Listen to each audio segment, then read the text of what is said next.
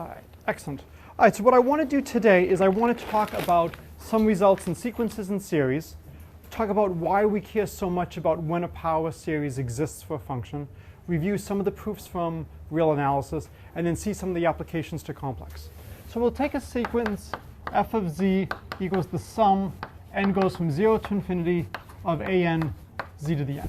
So we're looking at a series expansion about the origin. Ideally, this series would converge. If it's not converging, probably not worth looking at. So we're going to need some kind of conditions on the ANs. Can somebody give me a trivial condition on the ANs so that the series will converge? Yes? They're all 0. They're all 0. Excellent. Boring, but it will work. So the question is, what are the weakest conditions we can have on AN and have this converge? Well, when we say converge, converge where? At the origin? At a general point? In a region? So typically we like to look at open sets. We like to take some point, in this case the origin, and say for all z sufficiently close to that z naught, the power series converges. So typically we need some kind of control over the size of the ANs. As long as the ANs don't grow too rapidly, it will converge. One of the more interesting examples to take is AN equals n factorial. If you take that, there will be no value of z where this converges other than z equals 0. Z equals 0 is not that impressive. So for a generic sequence, we talk about the radius of convergence. So radius of convergence. Let's let, I think we like to do rho equals the lim sup as n goes to infinity of an to the 1 over nth power.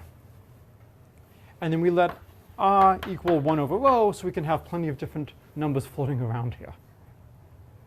And then the result is converges if the absolute value of z is less than r, diverges if the absolute value of z is greater than r.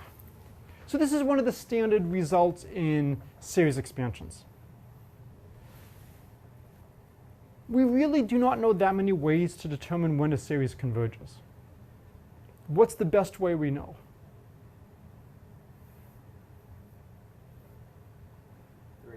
Ratio test. Essentially, that's all we know. And we know the comparison test. How do we use the comparison test? We compare it to the ratio. I'm sorry, wait, oh, you said ratio? Oh, I'm sorry, I was misinterpreting what you were saying. We do have the ratio test, we do have the root test, but these are really going back to the comparison test and comparing it to a very specific series. Which series am I converging it to? Am I comparing it to? What's my favorite series to compare to? And because you said ratio, I was actually thinking of that series. I'm sorry? One term over the previous term? Well, that's the ratio test. What kind of series do I like? What's my favorite series to sum or to look at? No, harmonic series scares me. I'm scared of the harmonic series. Coaching girls 1 to 2 soccer, no, I can do that. But the harmonic series, no. Geometric.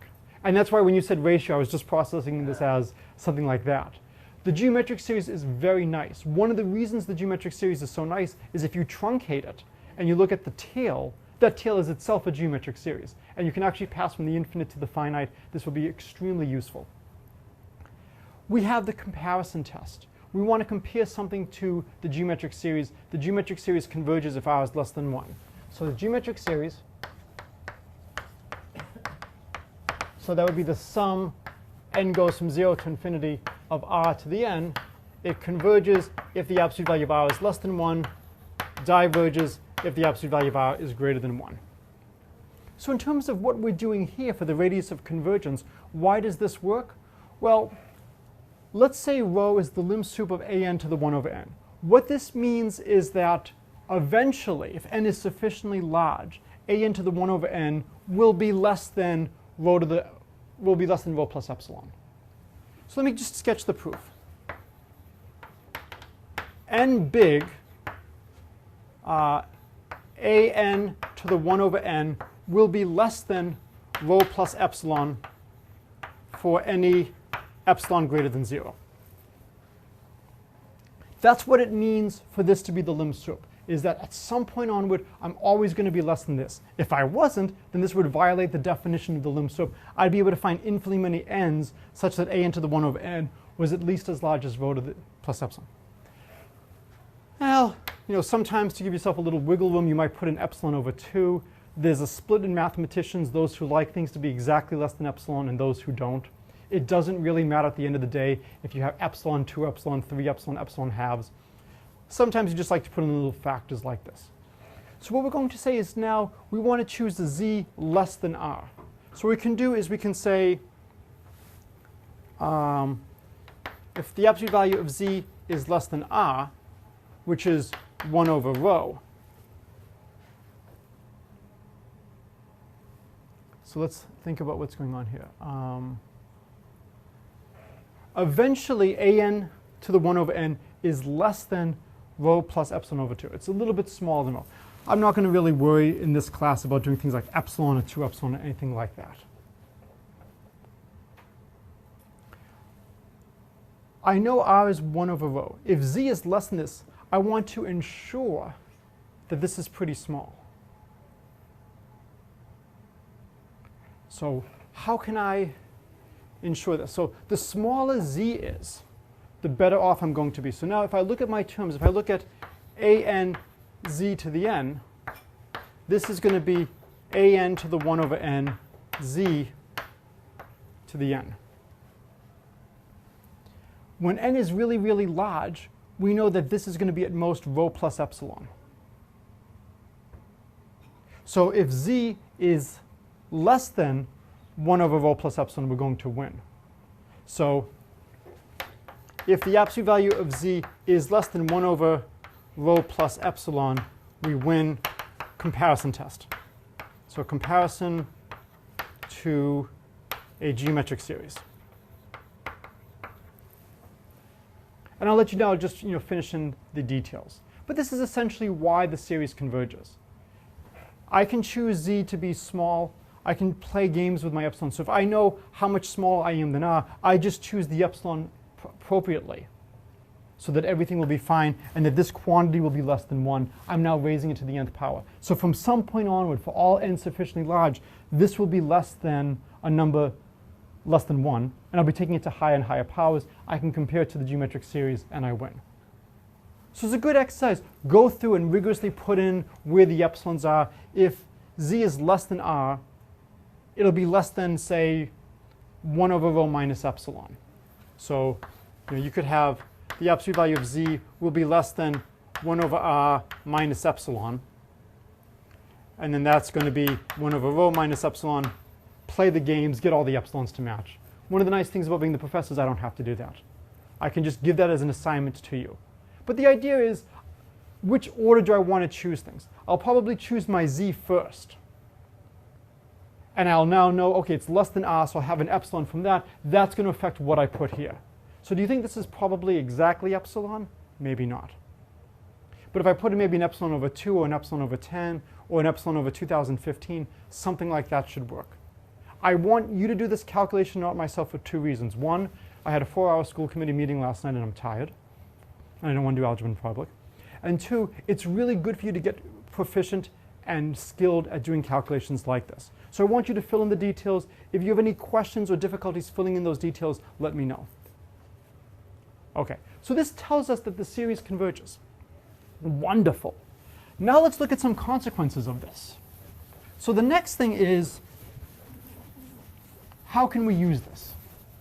And again, the key fact is we're using the root test. All right. What if I give you this new series, g of z is the sum, n goes from 0 to infinity, of n, an, z to the n minus 1. So I'm essentially taking the derivative term by term. Do you expect this series to converge? What do you expect the radius of convergence to be? How do you expect that to change from what we had a moment ago?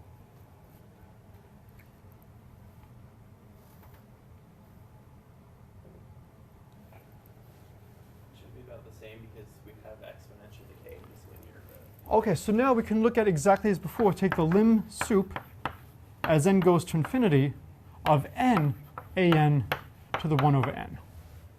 So this is going to be the lim sup as n goes to infinity of n to the 1 over n an to the 1 over n. Okay, well, the an to the 1 over n, that's exactly what we had before. What does n to the 1 over n go to?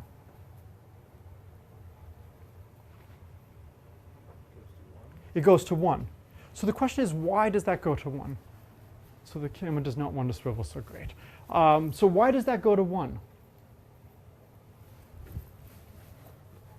So the claim is the limit as n goes to infinity of n to the 1 over n equals 1. It's an old limit from calculus. Anybody know how you evaluate that limit? You take logs of both sides. Yes. Why do you take logs? Because then you can get it into L'Hopital's rule. You can get into L'Hopital's rule. You have, in some sense, a product going on. You've got a power going on. Whenever you see things involving multiplication, you should think logarithms. So let's study the log of n to the 1 over n, which is the log of n over n. Well, if I study the log of this quantity, if I can figure out what the log goes to, I can then exponentiate and get the original quantity. So now I look at the limit as n goes to infinity of the log of n over n. By L'Hopital's rule, I take the derivative of the top and the derivative of the bottom, and I get the limit as n goes to infinity, because I had infinity over infinity. The derivative of log of n is 1 over n. The derivative of n is 1. This is 0.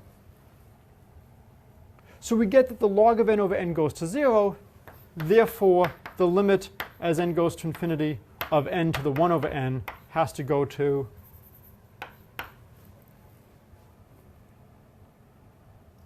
e to the 0, also known as 1. This is why there's no change in the radius of convergence. Should the radius of convergence get smaller when I take the derivative?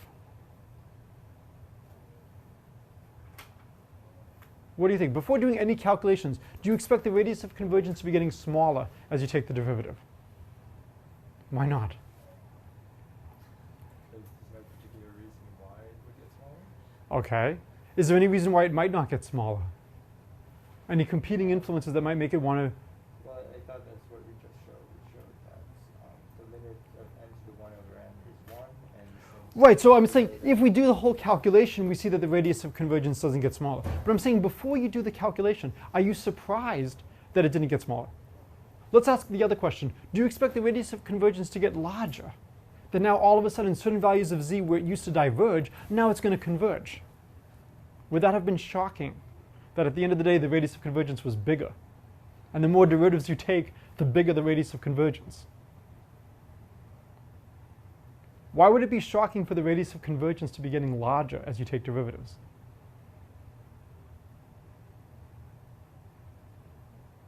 The function generally isn't defined, where the function isn't defined. Well, I mean, we're taking the derivative. I mean, when you take the derivative, what's coming down? I'm getting an n here. If I take two derivatives, I'll get an n minus 1. These coefficients are, in some sense, growing now as I take derivatives. So the faster these grow, the tighter I have to be towards the origin if I want this to converge. So again, whenever you're doing a calculation, you always want to step back, look at it, and get some sense of what's going on. Are you surprised by what happens? If I take more and more derivatives, my coefficients are now getting larger faster, unless they're all 0, in which case it's boring. So I don't expect that I should be able to get by with larger values of z. I would expect to either have to do a smaller value of z to take into account the fact that I have this n coming down, or if everything is perfect, the same range will work as before. And so that's the nice fact, is that if we take the derivative once, we see that the radius of convergence does not change. Now it's lather, rinse, repeat, right? We now know that this series converges, and so now we can take the derivative of this series term by term. And so we get that if the series exists inside the radius of convergence, you can differentiate arbitrarily many times. So we will state that as the theorem. So theorem. F of z equals sum, n goes from 0 to infinity, an z to the n. Radius of convergence is r, which is greater than 0. Then series is infinitely differentiable, same radius of convergence, and the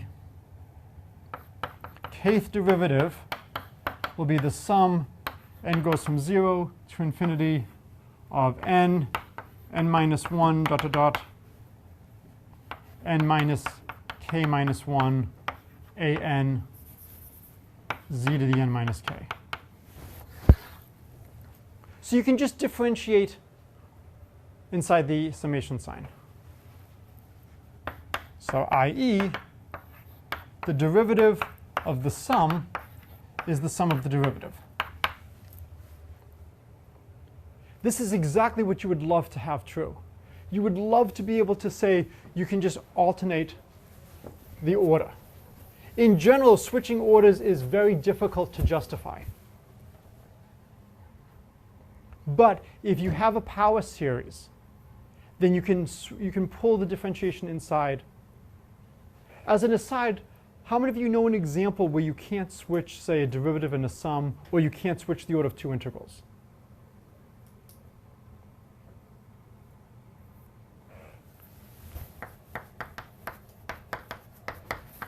So let's just quickly do an example, Fubini's theorem. Hopefully you've seen this in Calc 3. If you have a nice function, you can integrate in either order. Depending on who's teaching Calc 3, they might actually say what a nice function is and what a nice region is. Essentially, you want to avoid infinities. If the integral of the absolute value of the function is finite, then you can switch orders. So I probably want to find something where I have an infinity going on. Essentially, all of mathematics is dealing with infinities, or at least analysis. It's finding ways to rigorously deal with the infinities that are arising. And you need to be very careful as to how you go through them. So I want to have something blowing up. Instead of writing down a double integral, I'm going to write down a double sum and show I can't change the order. So I'm going to have the sum, m goes from 0 to infinity, the sum n goes from 0 to infinity of a mn does not equal the sum n goes from 0 to infinity, the sum m goes from 0 to infinity of a mn. If you don't like the fact that I'm doing a sum and not an integral, you can always smooth things out, but this is a little bit easier to display. So what I'm going to do is I'm going to draw the integer lattice, but I'll only draw it in the upper right quadrant. And so this is how you fill up a 50-minute lecture when you have a 4-hour meeting the night before. You just draw lots of dots. OK.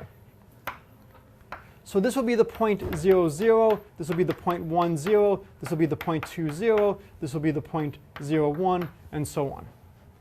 And I'm going to define my sequence as follows. It's going to be plus 1 here, minus 1 here, and then all zeros.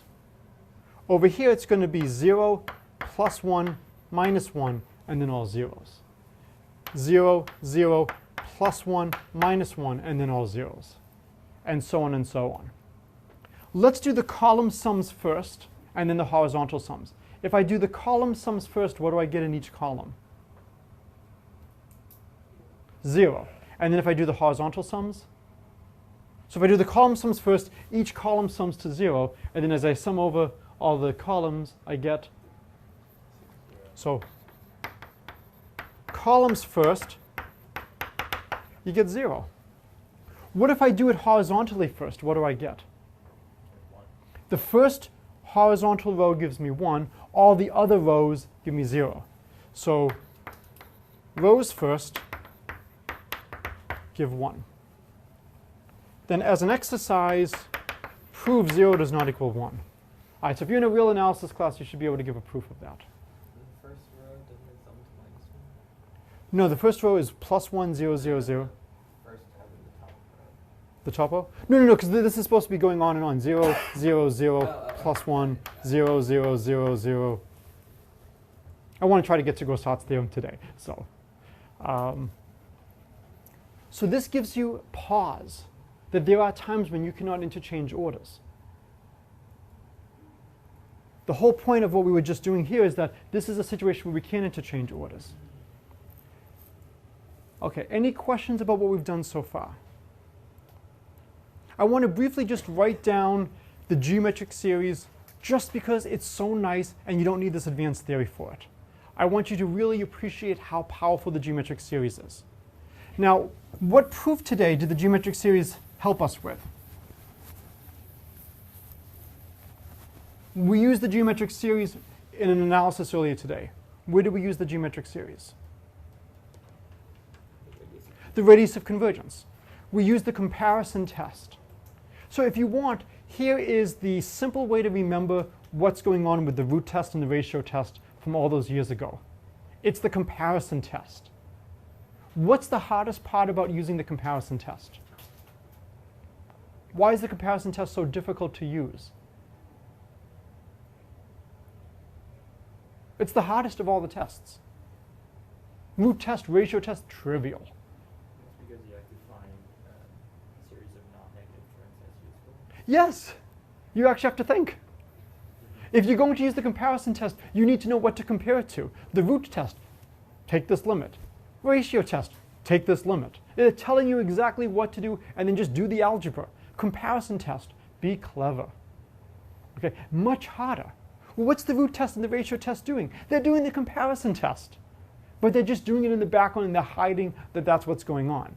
It's really the comparison test, and they're finding what sequence to compare it to by using the geometric series, by using the radius of convergence to figure that out. All right, so let's do a geometric series example. Geometric series. So let's say f of z is the sum, n goes from 0 to infinity of z to the n. I can write this as the sum, n goes from 0 to, I'll do it n minus 1, z to the n, plus the sum, n goes from n to infinity of z to the n. I would love to say the derivative of a sum is the sum of the derivatives, but we do not know that that's true if we have something that's infinite. If we have something that's finite, we can do that. And so this is the same as f of z is the sum, n goes from 0 to n minus 1, z to the n, plus z to the n, then the sum, I'll use a different letter. I'll use m goes from 0 to infinity of z to the m. And so we would get the sum, n goes from 0 to n minus 1, z to the n, plus z to the n over 1 minus z. And it's a finite sum. So this is why things are so much nicer for the geometric series. The tail is the geometric series. So the tail is, again, a geometric series. And now what you can do is you can take the derivative term by term. And if you take the derivative of this piece, you have like an n, z to the n minus 1. If z is less than 1, the z to the n minus 1 is going to be decaying so much faster than the n that this will become negligible, and you'll get the derivative of the sum is the sum of the derivatives. So again, in the geometric series case, you can bypass this. Frequently, we will do estimates like this if we want to understand what's going on in the tail. We'll replace it by something that's larger, and this will be extremely useful. Okay. Any questions about what's going on here? All right. So now it is time to go back to complex analysis.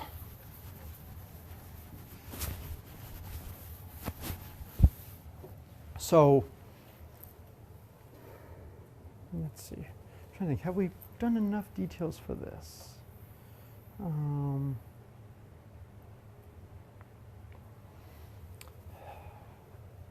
It's so easy to sneak things past people.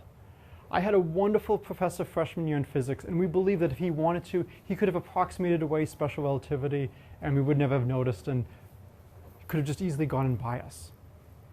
So let's go back to Calc 1. Derivative of a finite sum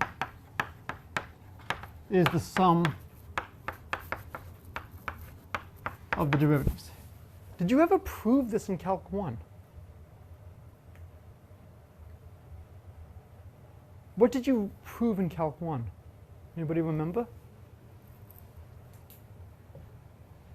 think we proved anything in my calculus. What should you have proved in a Calc 1 class?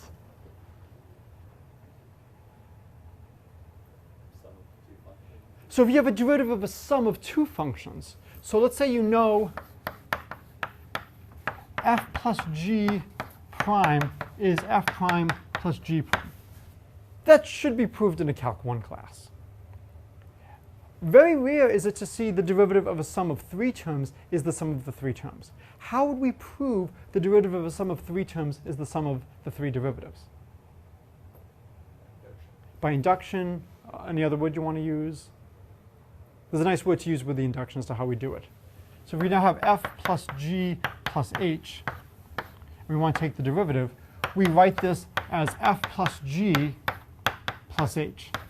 And now we have a derivative of a sum of two terms. Well, that's now,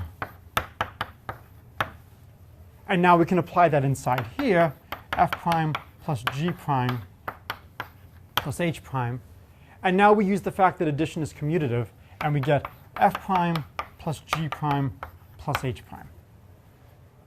So this is the proof that a derivative of a sum of three terms is the sum of the three derivatives. You can do this by induction for any finite n. Does this give us the result for an infinite sum? No. There was a reason we had to do that argument in the beginning of class today. This only works for finite sums. We do not know that the derivative of an infinite sum is the infinite sum of the derivatives. We would like that to be the case. But this argument is only going to work for finitely many terms. Okay. So let's look at what we've done.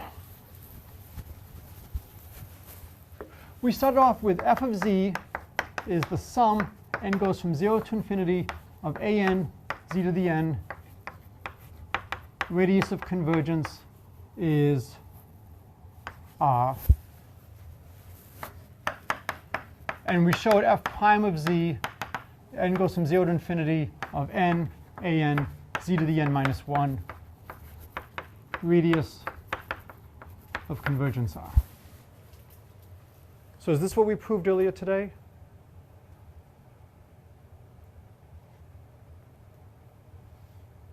I'm really tired, so I might have already forgotten. And sadly, the video is not online yet. This is not Spaceballs with those. Please tell me people have seen Spaceballs. OK. So we don't have the video technology available in Spaceballs. I can't watch the rest of the lecture before it's done. Did we prove this earlier today? Yes or no? How many say yes? I can't remember what we proved earlier today. Yeah. How many say no? Why are you saying no? We never proved it converges. I think we assumed it converges and proved the radius of convergence would be the same. No, because we calculated that NAN has the same lim sup. NAN to the 1 over n has the same lim sup as AN to the 1 over n. So it will have the same radius of convergence. If one converges, the other converges. Yes? We didn't prove the sides were even. Correct. We differentiated term by term. We differentiated term by term. We never said that this was f prime of z. Didn't we call it like g of z or something? It's really easy to sneak things past you. You've got to pay very careful attention. You would like to call this f prime of z. If it's not f prime of z, we are in trouble. Right? But this has to be proved. This is a series for f.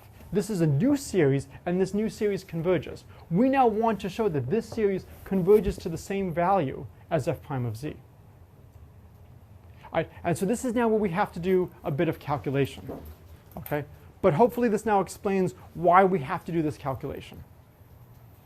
Now, fortunately, since this series converges, the tail of this series is going to be small. So if I truncate it sufficiently far down the road, it's not going to be that large. And so what we want to do now is we'll write f of z as, say, the sum. N goes from 0. And I want you to make sure I use the same notation. I think I'm going up to n. Yes. Of n, an, z to the n, plus the sum. N goes from n plus 1 to infinity of an, z to the n. We'll call that Sn of z plus En of z. And I think I want to calculate this at the point z0. So how do I calculate the derivative of f at the point z naught. I have to go all the way back to the definition. The limit as h goes to 0 of f of z plus h minus f of z over h. And now we've got to start going through the calculation. All right, and so now when we want to look at this, we've got to be very careful because we don't want to deal with infinities. So this is the same as the limit as h goes to 0 of Sn of z naught plus h minus Sn of z naught over h. And I'm going to do things in a very specific order. Minus Sn prime of z naught. Okay? So I'm starting by, I know f is equal to Sn plus En. So I'm looking at the Sn part. This is looking like the derivative of the Sn piece. So I'm going to just subtract off its part over there. Now the next part is I'll have a Sn prime of z naught. Right? And so just want to make sure. I don't want to do this. Well, I'll do it this way. Okay, so I have to have plus a Sn prime of z naught. And then I also have the En parts. En z naught plus h minus En of z naught divided by h. So there's a couple of different ways you can do the calculation. The other thing which you sometimes do is you might look at f prime of z naught minus g of z. And if I did a minus g of z, I would have Sn prime of z naught minus g of z over here. It doesn't really make much of a difference which way I want to do the calculation. I'm doing it this way because I'm trying to calculate f prime of z naught, so let me just formally look at f prime. The other thing is I believe f prime equals this, so let me subtract what I think it is and show it equals 0. Either way is fine. This way I'm doing it differently than is in the notes, so I can confuse myself if I glance down, or you can see it two different ways depending on which way you like to do the algebra. So we've got two different pieces going on. Well, actually three different pieces. We've got this part over here, this part over here, and this part over here. What's the limit of the sum?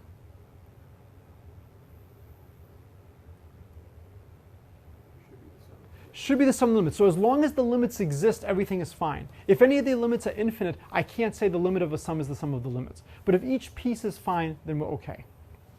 What's going on over here? You know, the E is this piece over here. Do you expect this piece to be large or small? Small. What do you think the letter E stands for? Error, right? I'm trying to, put blinders on you to look at it certain ways. I'm trying to make you think this E piece should not be significant. Well, what's going on here? This is really deep in the tail. I should be able to choose n so far down the line that this is going to be insignificant. For this piece over here, as n goes to infinity, well, we know the series converges for g. So as n goes to infinity, what is Sn prime of z naught going to converge to? It's going to converge to g of z, or g of z naught. And in this piece over here, well, I've got a finite polynomial. So as h goes to 0, this part over here is going to converge to Sn prime of z naught. Okay, so the details are in the book. I'm not going to go through all the calculations. I'm going to just go through the error part over here. This part is very straightforward because Sn is basically a truncation of a converging series inside the radius of convergence. This is a finite sum. We know this is going to converge to that. And now it's just a matter of playing all the different epsilon games. So I'll show the epsilon games for the error terms. So proof the E part goes to 0. So we have a sum, n goes from n plus 1 to infinity, of an z naught plus h to the n minus z naught to the n divided by h. one of the things that's helping us is, well, we know the original series converges. So the numerator has got to be getting small. In fact, we have a difference of two things, so that's really good. What's the only danger? Why might this not be going to 0? Yeah, the denominator is going to 0. We've got the h down below, so you have to be a little bit careful. So if you look, z0 plus h minus z0 raised to the nth power, what do we know about this?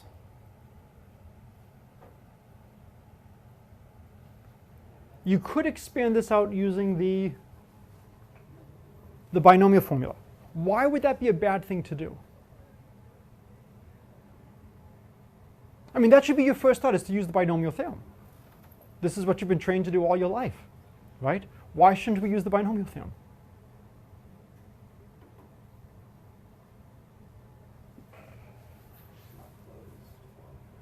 Well, I mean, we'll get a sum. L goes from 0 to n of n choose L, z0 to the L, h to the n minus L. Now, we don't have to go all the way up to n because that term cancels. So the problem with that is the number of terms we have here is going to be on the order of n, and these binomial coefficients are growing. If I just had n or n squared or n cubed, if I had a fixed power of n, this wouldn't be so bad. The problem is these are growing. And now you might need to know how quickly are the binomial coefficients growing. There's a better identity to use. A to the n minus b to the n equals a minus b, a to the n minus 1 plus a to the n minus 2, b plus b to the n minus 1. This is a much better identity. And essentially the reason this is true is, well, look, if a equals b, the left-hand side is 0. So this has to be divisible by a minus b. And now I'm going to just have massive cancellation. If I multiply everything by a, if I multiply everything by negative b, everything is going to cancel except the first and the last pieces. If I now use this identity, I now get z0 plus h to the n minus z0 to the n is going to be, oh good, a minus b is just h. Now I'm going to, I've got now a mess over here, right? But it's not so bad. What I'm going to do is I'm going to put an absolute value on this side. And I'll say this is going to be less than or equal to h, an absolute value, times the maximum of z0 plus h and h to what power?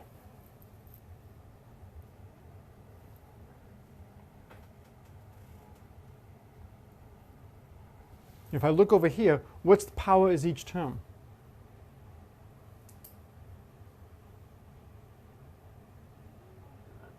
N minus 1.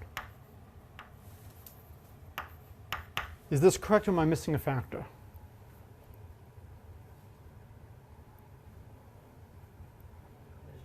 I'm missing an n because there's n terms. So I have to put in times an n. That's not so bad because this n does not grow. Okay, well, okay. The power of n does not grow. N is, it's to a fixed power, it's linear, it's always to n. Where I'm doing these binomial coefficients, I'm getting more and more powers of n. I'm also getting more and more powers of h. But I don't want to be playing these two games simultaneously.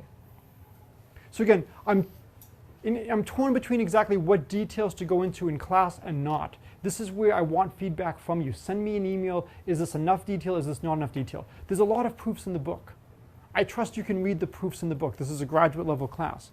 What I want to do is I want to spend time emphasizing and highlighting things that are not described in as great detail in the book, and leave the things in the book for you to read in the book. You know, you can go through the rest of the proof. Why are we arguing like this and not like this? If you read math papers do not really go, we tried the following and it didn't work, we tried the following and it didn't work, we tried the following and it didn't work, oh, but this one worked. They go straight to the punchline. I want to try to go through the thought process. What else might we have tried? This is, to me, the most natural thing to try. This is what we're trained to do.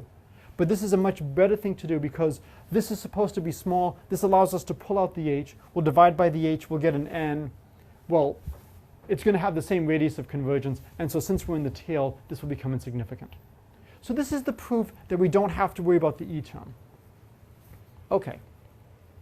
and then you can deal with the rest. So any questions on what we've done so far? Now, this allows us to say G is equal to f prime. So that's the whole content of what we've been doing for the last couple of minutes. It allows us to just say that when I wrote f prime instead of G, that was justified. So this is a remarkable fact. If you have a function that's given by a power series, its derivative exists and is given by this term-by-term differentiation. And in fact, all of its derivatives exist, and they're given by term-by-term derivatives. So such a function has a very nice name. We call such a function analytic. So if I can write f of z like this, we say f is analytic.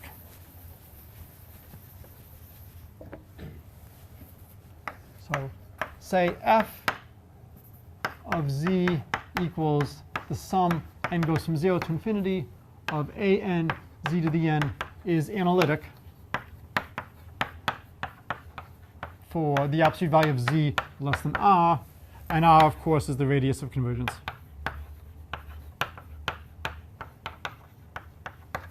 Okay. So now imagine I have some open set. I have some function. Here's my radius of convergence. Here's my point z0. Here's another point z1. What do you think is true at the point z1?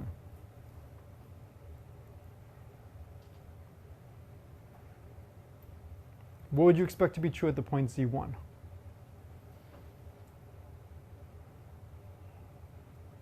So I have a function. It's analytic. Let's say z0 is 0.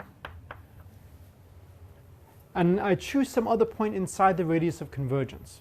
What do you think should be true at that point z1? F of z1 converges, and it's analytic. So we should be able to have a series expansion for the function at z1. Do you think that series expansion will have the same radius of convergence?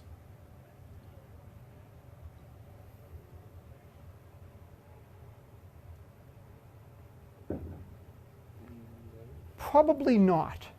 But if I see how far I am from here, and I know how far I am from the boundary, if I stay within inside this circle of radius r, I should be okay. So probably if I look at like the minimum of here it's going to be 1 minus r and r. If I take something like that, I should probably be fine, and it should be analytic. If you want a quick example of how you have to be careful, here's 0, here's 1. Consider the sum of r to the n. R goes from 0 to infinity. This converges if the absolute value of r is less than 1. So if I choose a point here that's very close to 1, say the point 7/8, I would not expect to have a radius of convergence very large about here, because I'd be well past 1. Okay. So this is the first part of today's lecture, is series. The next part is doing integration. And so the idea is we want to formalize some of the stuff we've been doing from Calc 3. So integration along curves.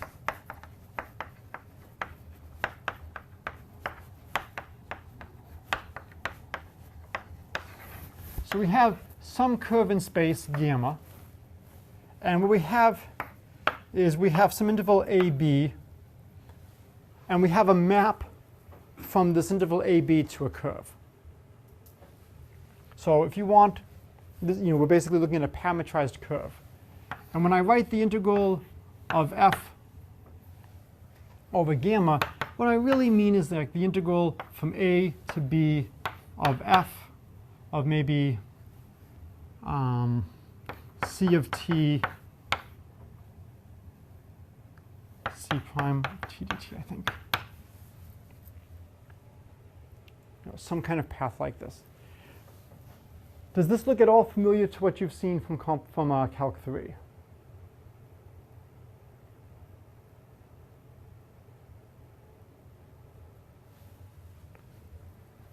Is this written correctly, or is there a mistake?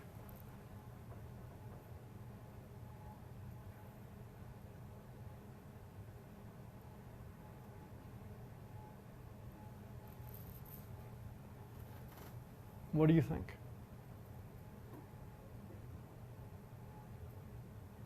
To some extent, this is the hardest part of the course because we need to use Calc 3 knowledge. Whenever you see things in math, always play the game, what kind of quantity are you? If I have a curve in two-dimensional space, what kind of quantity is C of t? It's a vector. So this would be a vector. What would be C prime of t? Another vector. Would be another vector. So is f a scalar? Is f a vector field? What does this mean? Sometimes you'll have the length of C prime of t coming in. You have all those fun games. Does this sound vaguely familiar? You know, you've probably put this out of mind for a long, long time. But this is what we need to go back to. What do we mean by integrating along a curve? And what we'll often do is we'll break a curve up into polygonal segments.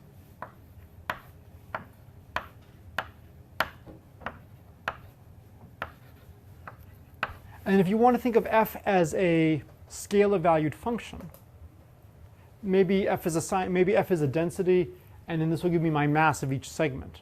And I want to know what's the length of each segment times the value of the thing on that.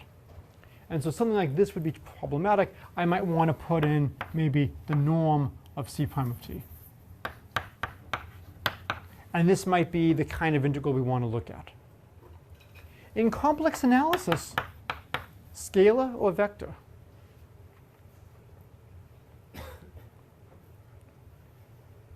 What do you think? Scalar valued function or complex valued function?